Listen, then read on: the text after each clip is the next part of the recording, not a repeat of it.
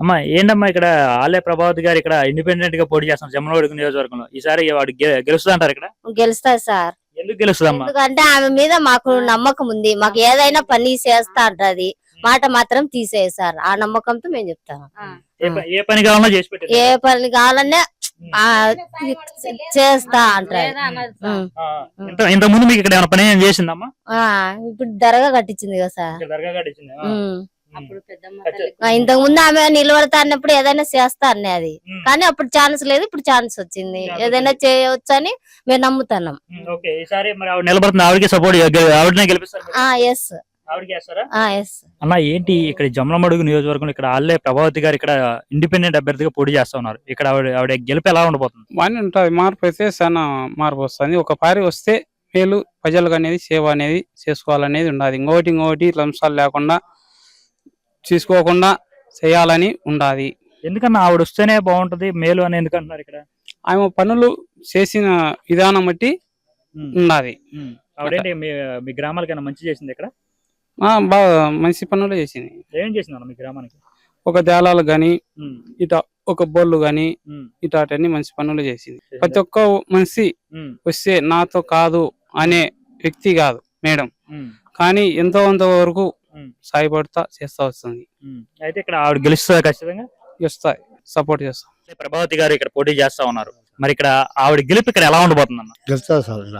ఎందుకన్నా ఎందుకు గెలుస్తుంది ఆవిడ ఇక్కడ? ఎందుకు గెలుస్తారంటే పల్లెలని మొత్తం మైలవాళ్ళ మండలం అంతా మొత్తం చర్చిలు కట్టడం కానీ, ఒక దర్గా కట్టడం కానీ, ఒక బోర్లు వేయడం కానీ, ఒక దేవాలయాలు కట్టడం కానీ, ఏదైనా కూడా చాలా మంచి పనులు చేసింది. కాబట్టి టీడీపీ ఉండే వాళ్ళు కూడా ఇళ్ళకి వచ్చి చాలా మంది సపోర్ట్ కట్టారు. అందుకని గెలుస్తారు మేము.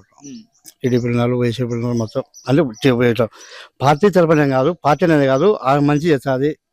ఈ పార్టీ ఆ పార్టీ లేకుండా ఆమె ఆ పార్టీనే ఒకటే, టీడీపీనే ఒకటే, వైఎస్ఆర్నే ఒకటే, సొంత దేశం కూడా ఆమె యాదంటే అదే అయిపోయాయి. పార్టీలతో సంబంధం లేకుండా ఇక్కడ పనిచేసింది. చేసింది పార్టీ సంబంధం లేకుండానే అందరూ చేసింది కాబట్టి ఆమె యా పార్టీనే కూడా ఆమెకు యా పార్టీనే గెలుస్తుంది. అమ్మ పార్టీ వర్గం అయితే ఇవన్నీలే గెలుచాలంతే. ఇండిపెండెంట్ కాంగ్రెస్ వైఎస్ఆర్ ఇది చూడాలి. మనం ఏ పార్టీలో కూడా ఆమెకు గెలుచాలి.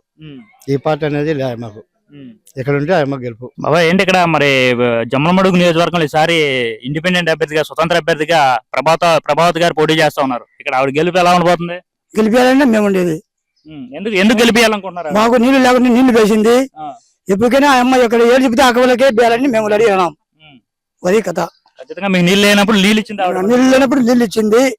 మేము అమ్మకే మేము ఓట్లేయాలని అనుకున్నాము. మరి ఇంతకు ముందు నీళ్ళు ఎక్కడ తీసుకున్నారు మీరు?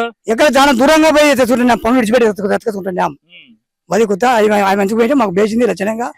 ఇక ఆమెకే మేము ఓటు వేసేది అనుకుంటున్నాం. గెలిపిస్తాం.